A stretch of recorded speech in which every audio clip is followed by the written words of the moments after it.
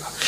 तो नेपाल में यात्रियों से भरी हुई बस काठमांडू जा रही थी। अचानक मौसम बिगड़ गया, पानी वर्षा होने लगी, तूफान आ गया, आंधियां चलने लगी, बिजली बादलों की कड़कने लगी। तो बस के पड़ोस में बिजली 10 फीट आगे पर कड़क कर गिरी। तो ड्राइवर का रोया रोया कांप गया। फिर ड्राइवर ने हिम्मत करके बस आगे बढ़ाई। आधा किलोमीटर जाने के बाद एकदम जोर से बिजली कड़की। ड्राइवर की हिम्मत टूट गई। उसने कहा, मामला क्या है? इस बस के अंदर कोई ऐसा पापी आत्मा तो नहीं है जो कि बस के ऊपर बिजली गिर जाए सब मर जाए? तो उसने बस रोक दी और कहा कि सामने पेड़ लगा हुआ है, एक एक यात्री निकल निकल कर जाओ, पेड़ को छुओ। जो पापी होगा तो पेड़ के ऊपर बिजली गिर जाएगी, वही मर जाएगा, लेकिन इसमें सबके लिए खतरा है। तो सब यात्री एक एक कर डरते डरते गए, पेड़ को छुआ, बिजली नहीं गिरी। कंडक्टर का नंबर आया तो कंडक्टर घबराया कि मैं नहीं जाऊंगा। तो यात्रियों ने कहा, तुमको भी जाना पड़ेगा, जाओ। तो दौड़ के गया, झट से छू के भागा, लेकिन बिजली नहीं गिरी। ड्राइवर का नंबर आया तो सबने कहा, तुमको भी जाना पड़े। ड्राइवर बोला कि मैं नहीं जाऊंगा। बोले, सब गए तो तुम क्यों नहीं जाओगे, जाओ वहां। तो ड्राइवर बहुत कांपते कांपते गया और पेड़ को छुआ और डरते डरते वापस लौट कर आया और बिजली नहीं गिरी। तो एक उसमें बूढ़ा आदमी बैठा था, कमजोर था, जर्जर था, वो नहीं गया था पेड़ छूने। उसको कहा कि तुम जाओ पेड़ को छू। बोला, मैं उतर नहीं पाता हूं, मुझे मत उतारो, मैं कमजोर हूं, घुटना में दर्द है, बूढ़ा हूं, बुजुर्ग हूं, मुश्किल से तो चढ़ पाया हूं, अब उतरने को बोल रहे हो, पानी बरस रहा है, बिजली कड़क रही, मौसम बिगड़ा है, कीचड़ है, फिसल जाऊंगा, गिर जाऊंगा। बोले, नहीं नहीं नहीं, तुम उतरो, देखो उधर जाके छुओ पेड़ को तुम। तो उसको जबरदस्ती उतारा और बूढ़ा गया और ज्यों ही पेड़ को छुआ, तड़क तड़क बिजली जोर से कड़की और बिजली बहुत जोर से गिरी। लेकिन बिजली कहां गिरी? बिजली उस बस के ऊपर गिरी और जो 50 यात्री बैठे थे सब मर गए और वो बुढ़ा हंस रहा था खड़ा। आसपास के लोगों ने कहा, ये कैसी दुर्घटना हुई? तो एक ज्योतिषी खड़ा था पास में, उसने कहा कि इस बूढ़े की वजह पर बिजली बस के ऊपर नहीं गिर रही थी, इस बूढ़े को तुमने उतार दिया, फट से फाइनल हो गया सबका काम। इसलिए याद रखना, हो सकता है आपत्तियों की बिजली, विपत्तियों की बिजली, दुखों की बिजली, संकटों की बिजली आपके घर में, आपके परिवार के ऊपर इसलिए नहीं गिर रही है, कोई बूढ़ा बुजुर्ग तुम्हारा दादाजी वहां बैठा हुआ है, उसके प्रारब्ध के प्रचंड प्रभाव से वो आपत्तियां नहीं आ रही हैं, उसको निकाल के बाहर करोगे, आपत्ति की बिजली गिर सकती है। इसलिए बूढ़ों को भी थोड़ा बैठने देना, घर में आदर करना, उनको अपमानित करके वृद्धाश्रम में मत डाल देना। बात कही तो लाल बहादुर शास्त्री ने एक कहानी सुनाई। कहा कि न्यूटन नाम का एक वैज्ञानिक हुआ है, उसका नाम न्यूटन था। तो न्यूटन जिस मकान में सोता था, उस मकान के एक कमरे में एक बिल्ली रहती थी। कहानी सुनाई। और बिल्ली के 2 बच्चे थे। तो बच्चे रात में भूखे होते थे तो दरवाजा खुरसते थे और म्याऊं म्याऊं बोलते थे। तो न्यूटन की एकाग्रता में भंग पड़ती थी। तो न्यूटन वैज्ञानिक ने अपने नौकर को बुलाया, पर्सनल कर्मचारी को, और कहा कि ये दरवाजे में 2 छेद कर दो, एक बड़ा छेद कर दो जिससे बिल्ली बाहर निकल जाए और एक छोटा छेद कर दो जिससे बच्चे बाहर निकल जाए। क्योंकि ये बच्चे दरवाजा खुरसते, बिल्ली भी खुरसती, निकलना चाहते, दरवाजा बंद हो जाता तो खुल निकल जाएंगे तो अच्छा रहेगा। तो नौकर ने कहा कि महोदय, आपसे तो कुछ कहना नहीं चाहिए, लेकिन छोटी सी सलाह है, 2 छेद करने की जरूरत नहीं है, एक बड़ा छेद कर देंगे, उसमें बिल्ली भी निकल जाएगी, बच्चे भी निकल जाएंगे। तो न्यूटन ने कहा कि थैंक यू, मैं इतना बुद्धिमान हूं, विज्ञान का रिसर्च करता हूं, लेकिन इस बात में मैं चूक गया, तुझे बहुत बहुत धन्यवाद है कि एक छेद से ही काम चल गया। कपड़ों से चरित्र का कोई रिश्ता दूर तक नहीं है। कपड़े कैसे भी लपेट लो, रंग बदल लो, कपड़ों का रंग बदलो, पहनने का ढंग बदलो, इससे कुछ खास होता नहीं है।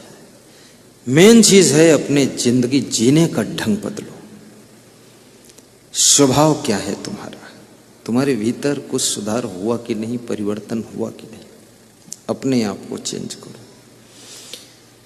और जो व्यक्ति खुद को चेंज कर सकता है, उसके अंदर वो ताकत पैदा होती है कि पूरी दुनिया को चेंज कर सकता है, सबको चेंज कर सकता है। और सबसे कठिन है खुद को बदल पाना, और खुद को बदलने के लिए ही हम सत्संग सुनते हैं। स्वयं को बदल डालो। अभी एक सज्जन बहुत अच्छी बात कह रहे थे, मध्य प्रदेश के, कह रहे थे कि मैंने 20 साल प्रयास किया मैं अपनी पत्नी को बदल डालूं। उसके लिए उससे झगड़ा भी हुआ, डांट फटकार भी बहुत लगा दी मैंने, 1-2 बार झापड़ भी मार दिया और गालियां भी दी, लेकिन कुछ बदली नहीं। पर एक दिन आपका प्रवचन सुना तो आपने बताया खुद को बदलो, तो मैंने खुद को बदल दिया, तो 10 दिन में मेरी पत्नी भी बदल गई है। तो हमने कहा खुद को क्या बदला? बोले अब दाल में नमक है तो ठीक, और सब्जी में डबल नमक तो ठीक, और चावल कचपचा है तो भी ठीक, हम बोलते कुछ नहीं। दूसरा, यदि वो कभी कभी 2-4 हजार पैसे ज्यादा खर्च कर देती है, देखकर मुस्कुरा देता हूँ, जो 20 साल में नहीं सुधरी अब क्या सुधरेगी। जब बाजार जाती है 2 साड़ी खरीद के लाती है, न जाने कितना उसको लालच है साड़ी में। वो सोचती साड़ी पहन लूंगी नई तो मैं भी नई हो जाऊंगी, लेकिन वो तो वही डोकरी ही रहेगी, नई कहाँ से हो जाएगी। तो ऐसा झंझट बार बार होता था। अब मैं नहीं बोलता हूँ, तू ले ले साड़ी पहन ले, कोई बात नहीं है। और अब उसका मन भी बदल गया है, अब वो फिजूल खर्ची बंद कर दी उसने, और भोजन भी अच्छा बनाती है, और मैं खुद को बदल डाला।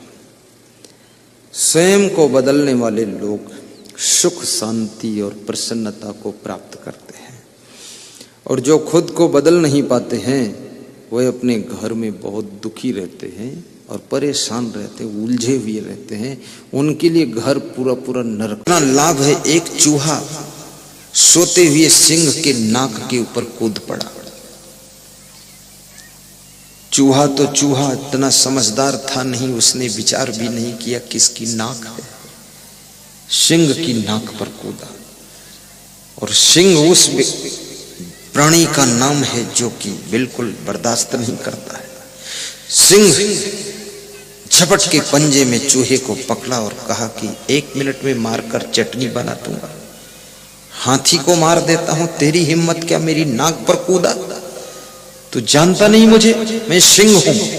तो चूहे ने कहा अगर जानता होता तो कूदता ही नहीं। चूहा भी बड़ा बुद्धिमान था बात करने में। चूहे ने कहा क्षमा कीजिए, दोबारा भविष्य में तुम्हारी नाक पर नहीं कूदूंगा। तो सिंह ने कहा, सिंह उसी का नाम होता जो शिकार पकड़ने के बाद छोड़ता नहीं।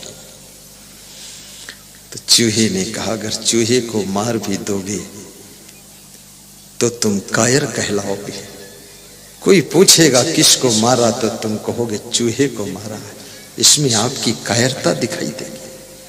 सिंह तो तब हो जब कोई हाथी को मारो, घोड़े को मारो, हम जैसे छोटे प्राणी को माफ करो, छोड़ दो। सिंह ने कहा छोड़ने से क्या फायदा? बोले वो तो कल बताऊंगा क्या फायदा है। फायदा ही फायदा है, छोड़ो तो। सिंह ने हिदायत दे दिया दोबारा कूदना मत, और छोड़ दिया चूहा। जान बचे तो लाखों पाए, लौट चूहा गड्ढे में जाए। चूहा बहुत खुश हुआ, अपने परिवार से मिला, अपनी पत्नी बच्चों को हालचाल बताया कि सिंह से बच के आ जाओ। तो उसकी पत्नी ने कहा कि तुम होशियार पति हो, सिंह के पंजे से निकल आए। होशियार पति वही है जो सबके पंजे से निकलकर सुरक्षित अपने घर में पत्नी के पास हंसता हुआ लौट आए। वही होशियार पति होता है, कहीं चंगुल में न फंसे। सवेरा हुआ, शिकारी ने जाल बिछाया, सिंह फंस गया जाल में। बड़े जोर से रोया, चिल्लाया सिंह। चूहा दौड़ कर आया, समझ गया वही सिंह है। सिंह से बोला, गुर्राओ मत, चिल्लाओ मत, गरजो मत, रो मत, अब मैं तुम्हारी मदद करूंगा, 1 मिनट का काम है। नुकीले दांतों से जाल को काट दिया और सिंह से कहा कि भाग जाओ, बच जाओगे, नहीं जाल में फंसाकर शिकारी मारेगा तुमको। सिंह ने कहा, यदि मैं तुझको कल मार देता तो आज बिना मारे ही मर जाता। कल मैंने तुझे जिंदगी दे दिया तो आज तूने मेरी जिंदगी बचा लिया।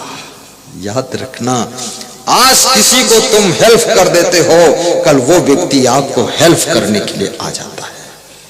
इसलिए परोपकार को तुलसीदास ने सबसे बड़ा धर्म कहा है। मूर्ख हमेशा लापरवाही करता है, बुद्धिमान व्यक्ति हमसे अपनी जिम्मेदारी में अलर्ट रहता है। और जो व्यक्ति जिम्मेदारी को सही नहीं निभा सकता है, याद रखना उसका पद और अधिकार उससे एक दिन छिन जाएगा, बैक हो जाएगा, रिटर्न हो जाएगा। अगर आपको कोई पद अधिकार मिला है, पावर मिला है, तो आप जिम्मेदारी जी जान से पूरी कीजिए, जिम्मेदारी में गड़बड़ मत कीजिए, वफादारी से काम कीजिए, ईमानदारी से काम कीजिए, अन्यथा आपका अधिकार कम कर दिया जाएगा, पावर कम कर दिया जाएगा, पद वापस हो जाएगा। जो मुख्यमंत्री पद पर बिठाए जाते हैं वो सही ढंग से जिम्मेदारी नहीं निभा पाते, वफादारी से लापरवाही करते हैं, तो उनको 3 महीने 4 महीने बाद फिर उतार दिया जाता है, पावर छिन जाता, पद छिन जाता, सम्मान छिन जाता। इसलिए कोई भी कहीं भी जिम्मेदारी मिले, और ये भी याद रखना, बिना जिम्मेदारी के मनुष्य की बुद्धि का विकास भी नहीं होता है, और बिना ठीक से जिम्मेदारी निभाए हुए कोई पद पावर तो परमानेंट नहीं रह सकते हो। और परमानेंट टिके रहना चाहते हो तो जी जान से अपनी जिम्मेदारियों को सही निभाइए, फिर देखिए उन जिम्मेदारियों से बुद्धि का विकास भी होगा और आप निरंतर आगे ऐसे बढ़ते चले जाओगे। आरएसएस के ऑफिसों में झाड़ू लगाने वाला व्यक्ति, लाल कृष्ण की गाड़ी चलाने वाला, ड्राइवर के रूप में रहने वाला व्यक्ति एक दिन नरेंद्र मोदी बन करके मुख्यमंत्री नहीं प्रधानमंत्री बनकर चमकने लग जाता है। आरएसएस के ऑफिसों में झाड़ू लगाते थे नरेंद्र मोदी प्रधानमंत्री, लाल कृष्ण आडवाणी की गाड़ी चलाते थे जिस समय राम जानकी रथ यात्रा निकली थी। आज वही व्यक्ति पूरे देश की गाड़ी को चला रहा है। सारी गाड़ी ही तो गाड़ी है, परिवार की गाड़ी, आश्रम की गाड़ी, देश की गाड़ी, गौशाला की गाड़ी, राजनीति की गाड़ी, पार्टियों की गाड़ी, सबकी गाड़ी ही चलाना है। और गाड़ी चलाने की कला आ गई तो एक दिन तुम देश की गाड़ी भी चला सकते हो और नरेंद्र मोदी बन करके भी देश का नेतृत्व कर सकते हो। जिम्मेदारियों को ठीक से निभाओ। आपको कोई भी जिम्मेदारी दे दी जाए, अगर आप ढीले ढाले रहोगे, सोते रहोगे, इधर उधर सामान खो दोगे, तुम्हारा बैग ही खो जाएगा। वो जिम्मेदारियां आपके हाथ से छिनने वाली है, वो आपके पास सदैव नहीं रहेंगी। और आप अगर उसमें चमत्कार करोगे, फॉलो करोगे, अच्छा प्रोग्रेस करोगे, तो आपको उससे बड़ी जिम्मेदारियां मिलने वाली हैं। और याद रखना, बिना पद के, बिना पावर के, बिना अधिकार के मनुष्य का सम्मान नहीं रहता है, और बिना जिम्मेदारियों को ठीक से किए हुए पद पावर अधिकार नहीं मिलता है। इसलिए आदमी को जिम्मेदारी ठीक निभाना चाहिए, और छोटी सी जिम्मेदारी आपको बड़े पद पर पहुंचाने की मदद कर सकती है। किसी कार्य को छोटा मत समझना। हम आश्रम में आए थे तो आलू काटने का काम मिला था हमको, आलू के टुकड़े करे। आज वो आलू के टुकड़े करने वाला 20 साल से आलू के रेट का पता नहीं है, दूसरी लाइन पर इतना आगे बढ़ गया। अगर उसमें और बहुत चेले थे, वो 10 मिनट काटते थे फिर इधर उधर घूमते रहते थे। और मैं तो पूरा शुरू 7 बजे से जुटता था, 11 बजे तक काटता रहता था। जब गुरुदेव कहते थे जाओ नाश्ता कर लो, तभी करता था, बीच में छोड़ता नहीं था। तो गुरुदेव ने कहा ये व्यक्ति बहुत लगनशील है, एक दिन बहुत आगे जाएगा। हमने कहा ना आगे जाना है ना पीछे जाना है, जहाँ बताओ वहीं रहना है। तो गुरुदेव ने कहा तुम सत्संग सुनाया करो। तो हम इसमें भी जुटे। जब से 5 श्रोता शुरू में बैठे थे, सत्संग सुन रहे थे, 5 में ऐसे सुनाया लग रहा था 5 लाख में सुना रहे। दूसरे दिन 50 हो गए, तीसरे दिन 250 हो गए, दूसरे साल वो 500 हो गए, 1000 हो गए। फिर वो 5,000, 10,000, 20,000, 50,000 तक श्रोता पहुंच गया। तो हमने कहा दमादम मस्त कलंदर और साहेब जी का पहला नंबर।